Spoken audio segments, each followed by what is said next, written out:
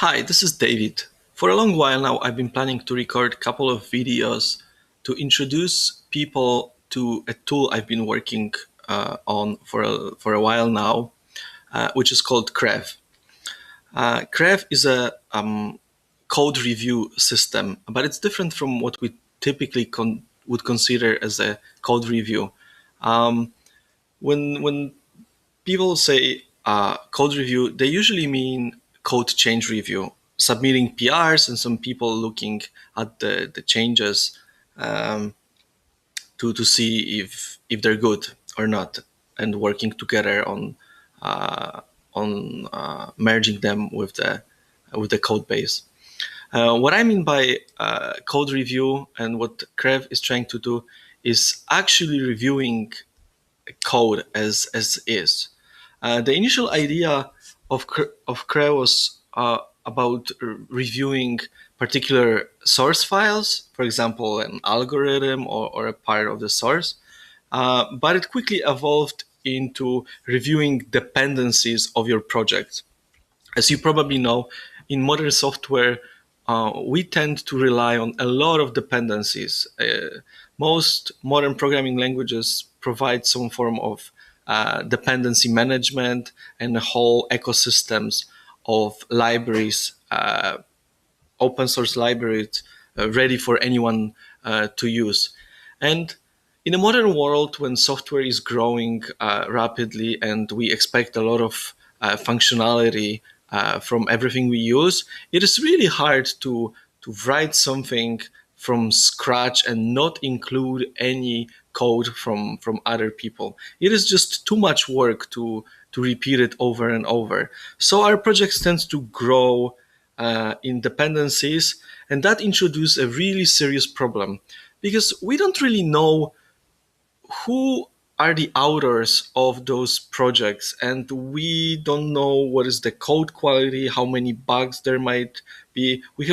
There are some systems, and usually it works quite okay, but when it doesn't, it's just a catastrophe. So you probably are aware of many instances of serious security issues discovered in some popular dependencies, typically in JavaScript npm ecosystem, but that's mostly because of the popularity of it and the fact that this ecosystem tends to split code into many small libraries. But it also happened in other ecosystem, and even in my favorite programming language and ecosystem uh, for Rust. um, I'm sure it's eventually going to happen. So this problem typically involve developers losing access to their account, or some malicious people joining development team, or their accounts being compromised, and then injecting some malicious code into popular dependencies. Other than that, there is the um, whole set of security problems that might have been introduced. So typo squatting, for example, when people make a typo in their dependency and they think they're using one library, but they're actually using something completely different. There might be security problems with the package registrars. So, for example, with npm itself, or crates.io, or any ecosystem like that. What if it gets compromised and it starts serving wrong packages? Some ecosystem do have some form of solving this issue, or at least trying to solve it. Some don't, but it's never really all that safe and reliably secure. So the idea behind Crev is, what if we crowdsource software trust and make it possible for people to review code they use and publish what they discovered in some form of cryptographic proof signed by their cryptographic identity, and we could circulate that and share it with other people and build a web of trust in people uh, that we know, or even if we don't know, that are reliable, and with a little bit of redundancy, we could solve all these issues using just cryptography and form of a social networking. So that's exactly what CREV is.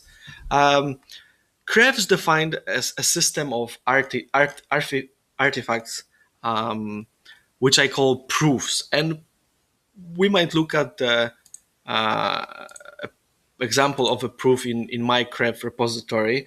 Uh, CREV proofs look a little bit like PGP signed uh, messages, while where the message is actually a YAML document with predefined format. And if we look here uh, at this proof, it starts with some header, ends with a signature. It includes the cryptographic ID that I control and have private key for. It includes the URL where people can find uh, updates and download more of proofs I produce. And then information, this is the package that I reviewed. It comes from Crates.io. So this is like the identifier of the ecosystem, the name and the version that I reviewed. It also includes the digest of the whole content of this package, so people can compare it on their systems. And then it includes information about my review. So in this case, I spent just a little bit of time reviewing. It wasn't all that in-depth review. I had a fair understanding of what's going on, and I positively reviewed that crate. And then I signed it, and now it's available on a GitHub repository for anyone to download and use. Um, so that's basically the idea behind CREV. And now CREV is very agnostic and general. It only defines the format of that proof and a cryptographic identity, how to sign it, but leaves everything else open-ended. So where do these proofs come from, how they're circulated? The CREV provides the implementation of initial system that is based on Git, and proofs are recorded in a Git repositories and published in publicly available Git repos. But it potentially could be something else. I have a lot of ideas on that, and it's also agnostic to the programming language, ecosystem, and it's supposed to be very general. But for the system to be easy to use and well integrated with developer workflow, it has to be integrated into a package manager, or some tools have to be built for a specific language and ecosystems. So as I'm personally a big fan of Rust, and I use it for all my projects, and I use it to implement the reference implementation of CREV. I started everything with a project called cargo-crev, which is Cargo is a package manager for Rust, and cargo-crev is just a sub command for cargo that is going to make it all possible within Rust ecosystem. So this is the initial implementation. I know I've been contacted with some people interested in porting this to other ecosystem and programming languages, but I'm personally working on Cargo Crev right now, and that's really all I have time and resources for. So let's look at Cargo Crev. This is the GitHub page for it, and the current functionality includes identifying your dependencies. So cargo-crev is always used within the context of an existing project, typically your own project that you care about, and it allows you to list all your dependencies with a lot of interesting information. A lot of it comes from sources other than Crev itself, just to make it more useful, even for newcomers that are just want to get some good idea about their dependencies. Then it allows to do all the basic primitives of Crev. So it allows to create cryptographic identities that are used within Crev system. It allows to create package. It allows to review conveniently your dependencies and creates reviews for them. It controls recording all your reviews as a proofs in a Git repository and publishing them on GitHub or any Git public repository. It allows adding other people to your own Crev Web of Trust and downloading updates from them. So it allows to build this whole web of trust, and it has many other smaller things that I'm going to show in some follow-up video. There is a small recording here, but this is basically how creating a review used to look like. Now it's a little bit different, but the idea is the same.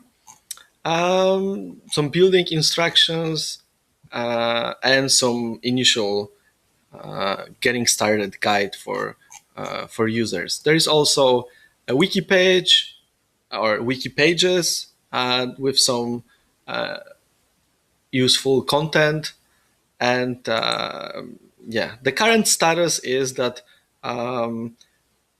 quite a lot of actually the Crev is pretty much ready for being used by more general public. It's still not 1.0, and maybe some things would still change.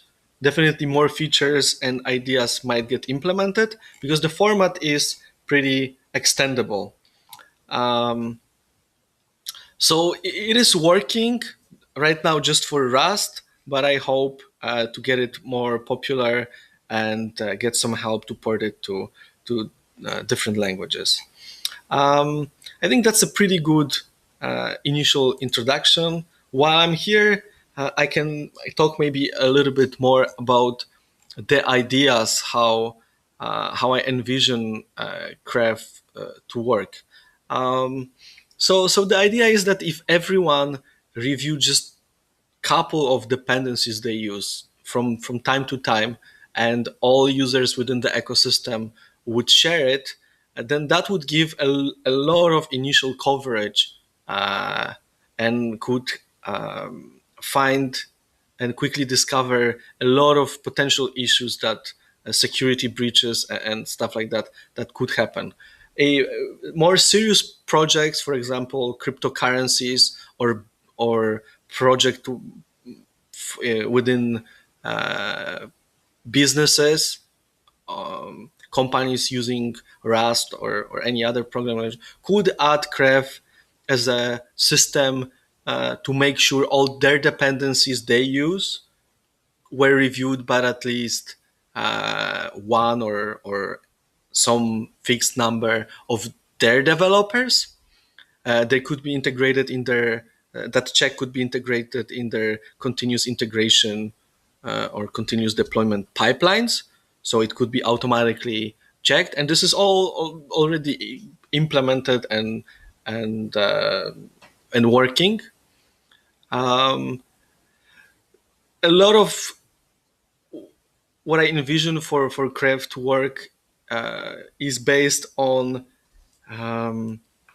business user picking it up. I think that the serious companies could be publishing their reviews as proved on live, and then the whole ecosystems could be covered by institutions and serious project like that. Um, and maybe even we could bootstrap some form of a review for money where people could review code for bounties or just directly getting paid for it. So if you don't have time to review your dependencies yourself, you could find someone to do it for you that is reputable and you would somewhat trust in, and combined that with some redundancy that crev aggregates your web of trust that is transitive. So if you trust someone and that person trusts someone, then you will get some level of trust in that person as well. Um, we could get pretty quickly to a rather useful coverage of at least most popular libraries. Um, all right, I think uh, that's all for now. I will be following up with some more videos.